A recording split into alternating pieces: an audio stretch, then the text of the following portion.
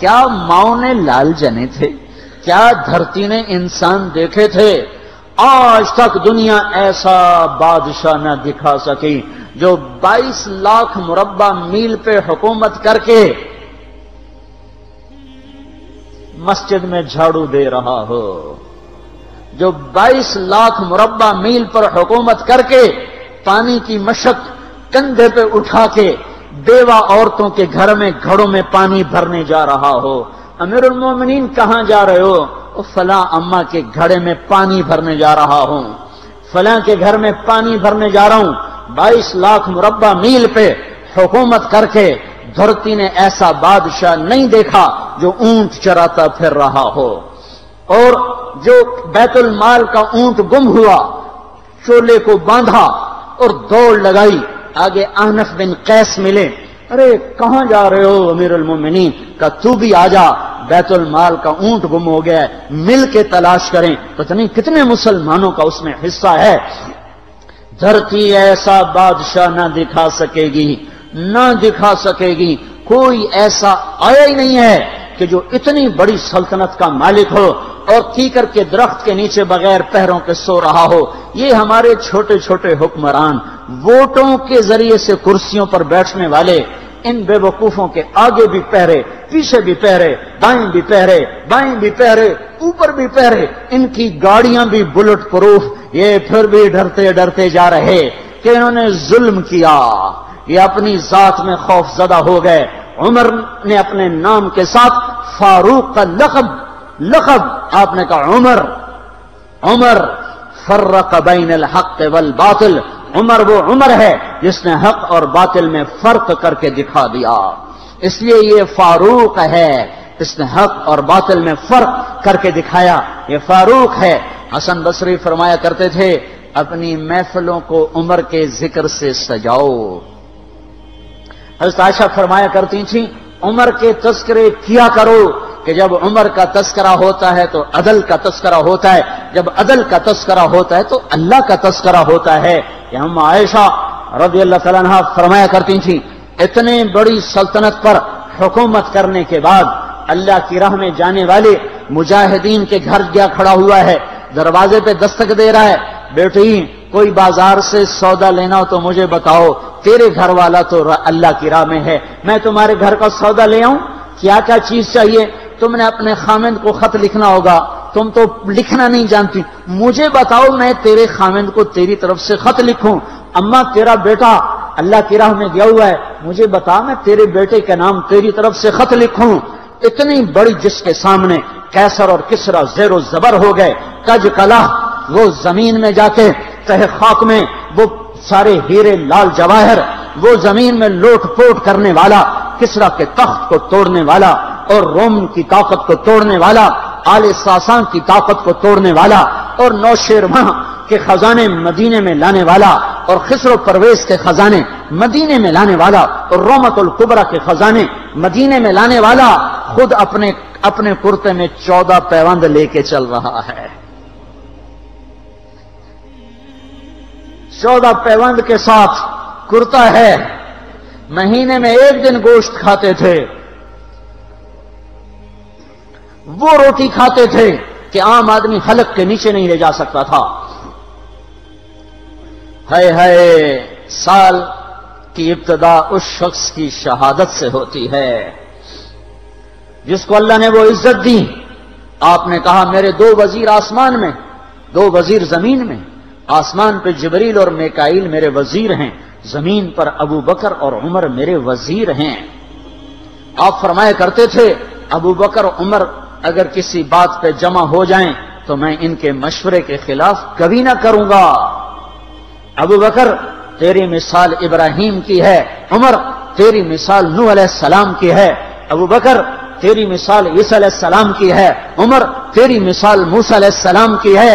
آپ مسجد میں آئے، آپ کے دائیں طرف ابو بکر تھے، بائیں طرف عمر تھے، آپ اندر آئے اور کہا دیکھو اسی طرح قیامت کے دن ہم اٹھیں گے کہ میرے دائیں طرف ابو بکر ہوگا، میرے بائیں طرف عمر ہوگا اور ہم ہاتھوں میں ہاتھ دیے ہوئے اٹھائے جائیں گے۔ اور ایک حدیث میں آتا ہے اور میرے قدموں سے بلال کو اٹھایا جائے گا جو نکلتے ہی اذان دے گا، جس کے اسلام لانے نے اسلام کو اونچا کیا، جس کے اسلام لانے نے باطل کو پست کیا، جن راہوں سے عمر گزر جائے شیطان وہ راہیں چھوڑ دیتا تھا۔ عرفات کا میدان تھا، 1.25 لاکھ مقدس ہستیاں سامنے ہیں۔ میرے نبی نے فرمایا اس وقت میرا اللہ میرے سب صحابہ پہ فخر کر رہا ہے اور عمر بن خطاب پہ خاص طور پہ فخر کر رہا ہے، خاص طور پہ فخر ہو رہا ہے، عمر بن خطاب پہ خاص طور پہ فخر ہو رہا ہے۔ میرے بعد کوئی نبی ہوتا عمر ہوتا۔ عمر، میں نے رات جنت میں محل دیکھا، ایک اینٹ موتی کی، ایک یاقوت کی، ایک زمرد کی۔ میں نے پوچھا یہ کس کا ہے؟ کہا گیا ایک قریشی کا ہے۔ میں کہا میں قریشی ہوں، اتنا خوبصورت محل ہے، میرا ہی ہوگا۔ جب جانے لگا تو فرشتے نے کہا یہ آپ کے غلام عمر بن خطاب کا ہے۔ وہ کیا مبارک لوگ ہیں کہ جنہیں نبی کے گھر میں قبر نصیب ہو، ایک طرف ایک ساتھی، ایک طرف دوسرا ساتھی، جن کو نبی کے دو پہلوؤں میں جگہ ملی ہو۔ وہ کیسی عظیم ہستیاں اتنی بڑی سلطنت کا مالک اور اتنے بڑے عدل کی نشانی بن کر مدینے میں مسجد میں بیٹھے رو رہے ہیں۔ امیر المومنین کیوں رو رہے ہو؟ کہا دجلہ کے کنارے کتا بھی پیاسا مر گیا تو پوچھ تو عمر کی ہوگی، فرات کے کنارے کتا بھی پیاسا مر گیا تو پوچھ تو عمر کی ہوگی۔ راتوں کو پہرے دیے جا رہے ہیں، راتوں کو خبرگیری کی جا رہی ہے۔ مدینے کے باہر ایک خیمہ ملتا ہے، چند بچے ملتے ہیں جو رو رہے ہیں۔ ایک عورت ہانڈی چڑھا کے ڈوئی پھیر رہی ہے۔ پوچھتے ہیں بہن یہ بچے کیوں رو رہے ہیں؟ کہ یہ بھوک سے رو رہے ہیں۔ ہانڈی میں کیا ہے؟ پانی، کچھ بھی نہیں۔ کیوں چڑھایا ہوا ہے؟ بہلانے کے لیے۔ سو جائیں گے روتے روتے، میرا اور عمر کا اللہ کے ہاں فیصلہ ہوگا۔ تو عمر کی ہچکیاں بن گئیں کہ عمر کو بہن تیرے حال کی کیا خبر؟ کہ پھر ہمارا بادشاہ کیوں بنا ہے؟ اگر ہمارے حال کی خبر نہیں لیتا تو ہمارا خلیفہ کیوں بنا ہے؟ پر لگ گئے، بیت المال سے سامان نکالا، بوری بھری، سر پہ اٹھائی، کمر پہ اٹھائی۔ غلام اسلم نے کہا میں اٹھاؤں؟ کہ قیامت کے دن بھی میرا وزن تو اٹھائے گا۔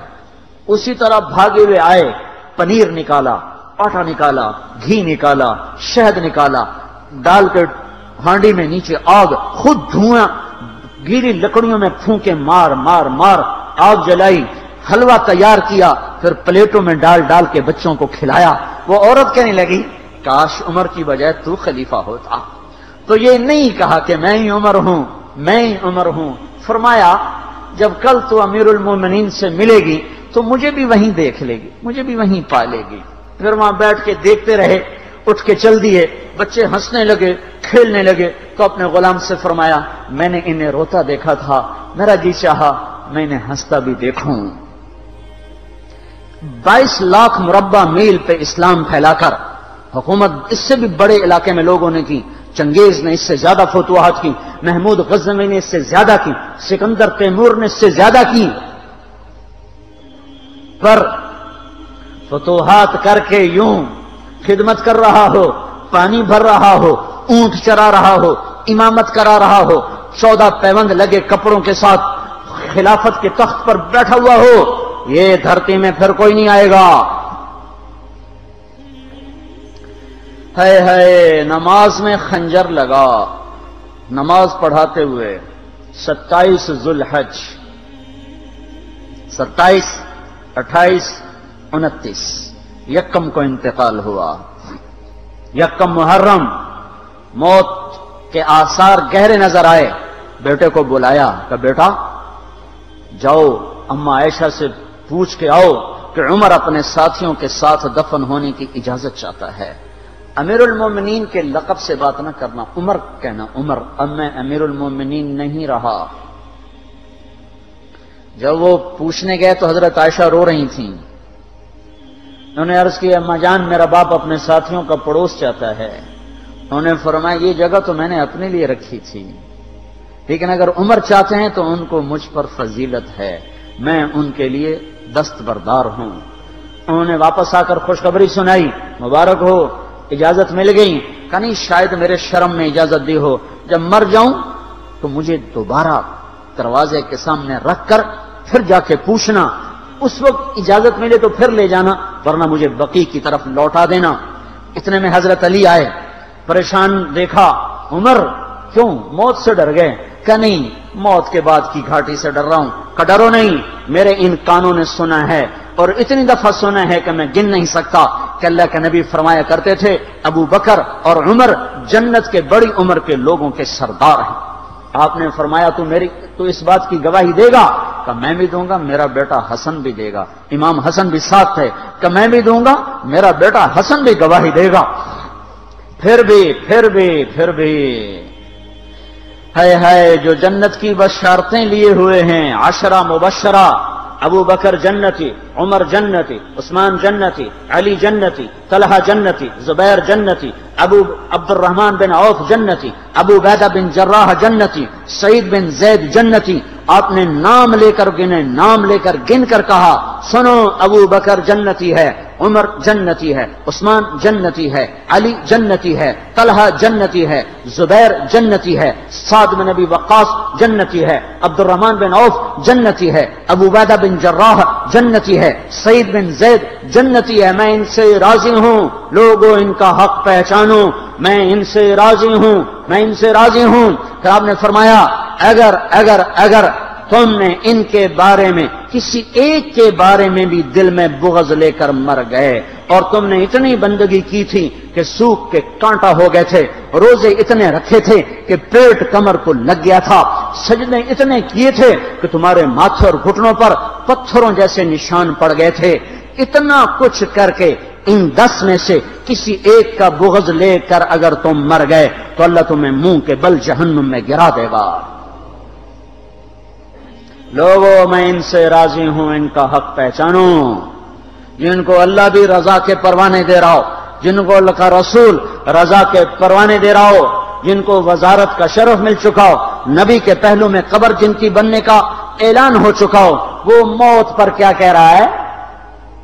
موت پہ کیا کہہ رہا ہے؟ اپنے بیٹے سے کہا میرا سر زمین پہ ڈال دے۔ ان کی گود میں سر تھا عبداللہ بن عمر، تو انہوں نے گود سے ہٹا کر پنڈلی پہ رکھ لیا، یہاں رکھ لیا۔ چلے گئے، کیا کہہ رہا ہوں سنتے نہیں ہو، زمین پہ ڈال دو۔ تو انہوں نے زمین پہ ڈالا تو اپنے چہرے کو مٹی میں رکھ دیا اور ایسے ملنے لگے اور کہنے لگے، اے میرے رب، اگر تو نے عمر کو معاف نہ کیا تو عمر ہلاک ہو جائے۔ ویل لک یا عمر ولامک ان لم یغفر لک ربک، عمر تیری ہلاکت ہے اگر تیرے رب نے تجھے معاف نہ کیا۔ یہ کہتے جان دے دی۔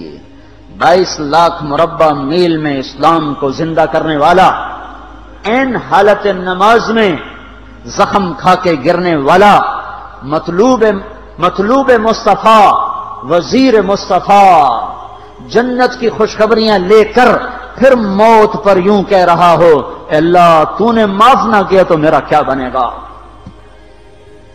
کیا بے طلبی ہے۔ ان کے بیٹے خلافت کے اہل، ان کے بہنوئی سعید بن زید 10 مبشرہ میں سے دونوں کے نام کاٹ دیے کہ یہ 6 ہیں جن سے اللہ کا رسول راضی تھا، جس کو چاہو خلیفہ بنا دو، جس کو چاہو حکومت دے دو، نہ میرے بیٹے کو ملے گی نہ سعید بن زید کو ملے گی۔ کسی نے کہا، شوشہ چھوڑا، آپ کا بیٹا بھی تو بہت قابل ہے، اسی کو بنا دیں۔ تو اسے تو طلاق دینا نہیں آتا، حکومت کہاں سے چلائے گا؟ یہ ایک واقعہ کی طرف اشارہ کیا ہے، اس کے پیچھے ایک واقعہ ہے جس کو انہوں نے یاد کر کے فرمایا، وہ تو طلاق دینا نہیں جانتا، وہ حکومت کیا چلائے گا؟ حالانکہ بڑے صحابہ میں عبداللہ بن عمر کا مقام ہے۔ ہے جنازہ صہیب رومی نے پڑھایا، دروازے کے سامنے لا کے رکھ دیا گیا، سب لوگ جنازے کے ساتھ کھڑے ہو گئے، عبداللہ بن عمر اکیلے آگے گئے، دروازے پر دستک دی کہ اما جان، میرا باپ عمر بن خطاب دروازے پہ حاضر ہو چکا ہے، اندر آنے کی اجازت چاہتا ہے۔ تو عائشہ رضی اللہ تعالیٰ نے اپنی چادر کو اٹھایا اور روتے ہوئے باہر نکل گئیں۔ پھر لوگ اندر داخل ہوئے، قبر کھودی گئی، قبر کھودتے ہوئے عبداللہ بن عباس بھی قبر کے کھودنے میں شریک تھے۔ تو کہتے میرے کندھے پہ کسی نے ہاتھ رکھا، میں نے پیچھے مڑ کے دیکھا تو علی رضی اللہ تعالیٰ عنہ کھڑے رو رہے تھے اور فرما رہے تھے، مجھے پتا تھا تو یہیں آئے گا، یہاں تیرے سوا کوئی نہیں آ سکتا، کہ میں نے ایک دفعہ نہیں کتنی دفعہ میں نے اللہ کے نبی سے یہ بات کا تکرار سنا، میں ابو بکر اور عمر، اس کا اتنا تکرار سنا ہے میں نے کہ مجھے یقین تھا یہیں آئے گا، تو اور کہیں نہیں جا سکتا۔ میرے بھائیو غفلت سے باہر آ جائیں، یہ دھوکے کا گھر، یہ مچھر کا پر، یہ مکڑی کا جالا، یہ دنیا کہیں ہمیں ہلاک نہ کر دے۔ ان لوگوں کو سامنے رکھ کے زندگی گزارو جنہوں نے اللہ کو راضی کیا، اس کے رسول کو راضی کیا، کلمہ حق کو بلند کیا، خیر کے ذریعہ بنے، شر کے مٹانے والے بنے، اور دنیا میں مرنے کے بعد بھی ان کے تذکرے ہدایت کا سامان بنے، ان کے تذکرے روشنی کا مینار بنے۔